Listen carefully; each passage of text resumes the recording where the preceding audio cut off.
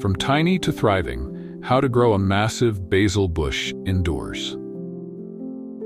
Hey there, fellow plant lovers. Welcome back to Earthly Delights, the place where your windowsills, balconies, and little backyard corners come to life.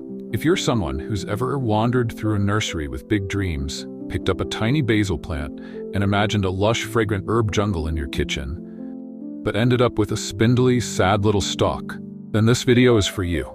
Whether you're a first-time gardener with a couple pots on your apartment balcony, a busy parent trying to make home feel a bit greener, or a plant-obsessed soul who finds peace in pruning, you're in the right place. You've got the heart for it. And today, I'm going to show you how I took one small, average basil plant and turned it into a full-on indoor herb bush. This isn't just a how-to. It's a transformation story. A story about patience, confidence, and learning to speak the language of your plants. And trust me, once you unlock this simple trick, your basil, and even your mint or oregano will never be the same again. So if you're ready to turn your little green corner into something truly thriving, stick with me. And hey, if you love learning about how to grow bigger, healthier indoor plants that actually thrive, don't forget to hit that subscribe button and join the Earthly Delights family. Part 1. Starting right. Choose the right basil baby. Let's begin where every great plant story starts. Not with the soil, not with the sunlight, but with the plant itself. You see, most people walk into a nursery, spot a vibrant basil pot overflowing with leaves, and think, jackpot. But what many don't realize is that beautiful pot might actually be a trap. Hi again, I'm glad you're still here, because this is the first crucial step toward growing a true basil bush. When you buy basil from a store, you're often getting a small jungle of seedlings crammed into one pot. Sure, it looks full, but it's crowded, competing, and ultimately weaker. The secret? You only want one strong basil plant, one champion, one contender to focus all your energy and care on. If you're growing from seed, even better, you're raising it from day one, nurturing it like a green parent. But if you're buying from a nursery, inspect the base of the plant carefully. Don't look at the leaves first. Look at the stem. How many are poking out of the soil? If it's more than one, you've got some thinning to do. Cut away the weaker ones gently. Yes, it's hard to snip those tiny lives, but trust me, focusing on the strongest one will change everything. This is where our basil's journey begins. And in just a moment, we'll give it the perfect home to grow into the lush, fragrant bush it was always meant to be. Ready? Let's keep going. Part 2. Potting for power. The right container plus soil equals basil success. Now that we've chosen our basil baby, strong, single, and full of potential, it's time to give it a home worthy of the bush it will become. This next step might seem simple, but trust me, it makes all the difference. Think of the container like the foundation of a house. If it's too small, too shallow, or drains poorly, your basil's roots will feel cramped, suffocated, and it'll never reach its full leafy glory. So here's the golden rule. Aim for a pot that holds at least 5 gallons. Bigger is better, especially if you want those leaves to keep coming. I've used everything from stylish clay pots to humble 5-gallon buckets with holes drilled in the bottom. You don't need fancy, you just need space and airflow. And the soil? That's your basil's dinner plate. Choose the richest, fluffiest, best draining potting mix you can get your hands on. If it's organic, even better. I like to mix in a little compost or worm castings too. It gives your plant that microbial feast it craves. You're not just growing leaves, you're building a living system. As you fill your pot, leave room for your basil and gently nestle it in. Don't worry if it looks a little lonely in all that space. That empty soil is just waiting to be claimed, and trust me, it will be. Once it's tucked in, water slowly. Let the moisture seep down to the roots, not just run off the top.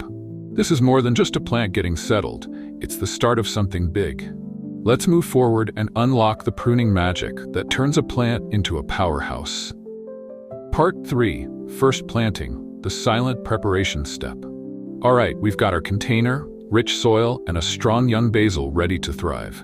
But before the real transformation begins, there's one quiet, often overlooked step that sets the tone for everything that follows: the first planting. Now, I know it might seem like we've already done the heavy lifting, but how you plant, not just where or when, matters deeply. Gently ease your basil out of its nursery pot and check the roots. Are they circling the bottom tightly, all tangled up? If so, don't panic. That just means your plant's been waiting to stretch. Loosen the roots slightly with your fingers, like waking them up from a deep sleep. Next, dig a small hole right in the center of your prepared pot. Place the basil in, making sure the soil level matches the original one. Don't bury the stem too deep. Then, begin the first watering, slowly, patiently. Let the water soak in, then pause. Come back a minute later, water again. I call this the water, wait, water method. It helps the moisture really reach the root zone, not just slide past it. At this stage, your basil won't look much different.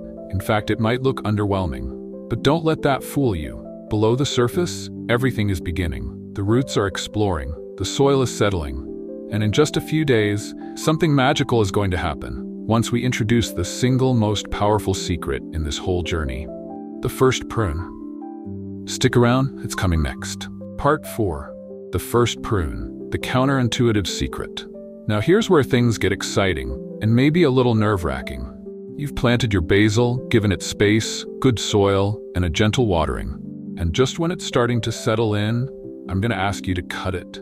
Yes, you heard that right. This is the moment where most new plant lovers hesitate.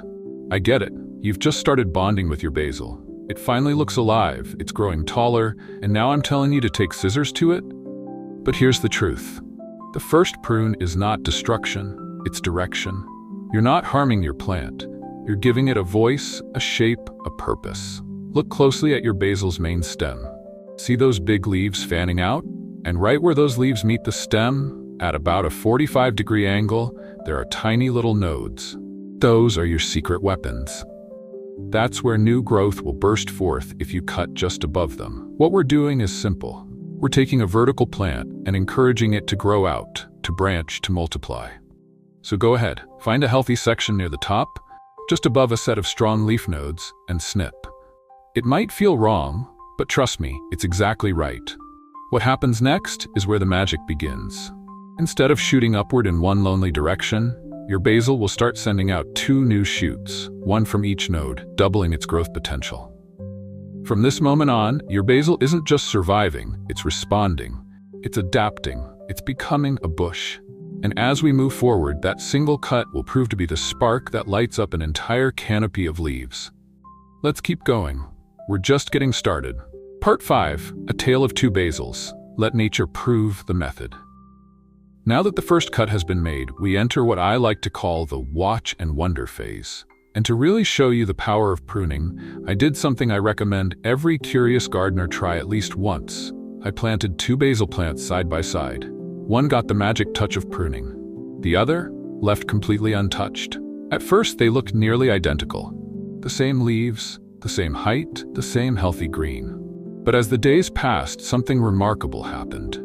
The unpruned basil raced upward, eager to stretch toward the sun. It looked taller, even a bit showy. But the pruned one, that's where the story gets interesting. Instead of shooting up, it widened. 2 new shoots emerged exactly where I made that first cut. Then those shoots started producing leaves of their own. Slowly but surely, that pruned basil began to take on a fuller, richer shape, like a green fountain spilling outward. Meanwhile, the unpruned plant started to flower. Early blooms are a sign that the plant is moving into reproduction mode. It's rushing toward the finish line. But we don't want that yet. Once basil flowers, the flavor fades. The leaves turn bitter, and the plant stops focusing on growth. This side-by-side comparison makes it clear. Pruning isn't just a gardening trick. It's a transformation strategy. One plant is nearing the end of its journey, while the other is just beginning to stretch its limbs and claim its space. And the best part? We're not done shaping yet. Let's move on and explore how to take that first burst of bushiness and guide it even further into a beautiful, thriving basil masterpiece. Part 6. Second and third prunes. Shaping your indoor bush. By now, your basil has responded beautifully to that first bold cut. 2 new shoots have emerged, stretching outwards with vibrant energy. But here's the secret most people miss. Don't stop there. If you want a true basil bush, not just a slightly fuller plant, you'll need to keep the momentum going. This is where shaping begins. Think of your basil like a tree in training. You're the sculptor, and each snip is a gentle nudge telling the plant, grow here, not there. Once those new branches reach a few sets of leaves, it's time for the second prune. Just like before, find the node pairs and trim just above them. And then, watch the magic happen again, each branch splitting into two more. It's not just growth, it's multiplication. With each round of pruning, your plant grows lower, wider, denser. This isn't randomness, this is intentional design.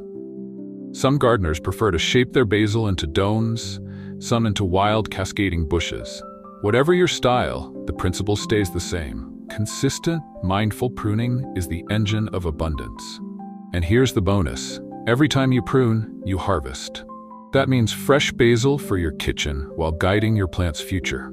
It's one of the few times in life where taking something away gives you so much more in return. So don't be afraid to go in for round 2 or even 3. The more you prune with purpose, the more your basil will reward you. And soon, you'll have a plant that doesn't just sit in the corner of your space, it commands attention. Ready to feed it right and light it well? Let's keep going. Part 7, Nutrition and Sunlight, the two invisible forces. Now that your basil is starting to take shape, fuller, wider, more alive, it's time to talk about what keeps that momentum going behind the scenes. Nutrition and light. These are the quiet heroes. You don't always see them working, but without them, all the pruning in the world won't get you very far. Let's start with sunlight. Basil loves light. Not just a glimpse through a window, but a full 6 to 8 hours of bright, direct light if you can manage it. If you're growing indoors, this is where a good grow light comes in. It doesn't have to be fancy or expensive, just consistent. Place it close, rotate your plant every few days, and you'll notice leaves reaching out like they're soaking up happiness. Because, in a way, they are. Next up, nutrition. Think of this as your basil's steady diet. After all that pruning, it's working hard to grow new stems, new leaves, new energy. That means it needs fuel. A gentle organic liquid fertilizer every 2 weeks can work wonders. You don't want to overfeed. Basil doesn't need to bulk up like a tomato, but just enough to keep it thriving. And don't forget about the soil itself. If you started with a rich mix, you've already given it a head start. But as weeks go by, even the best soil gets depleted.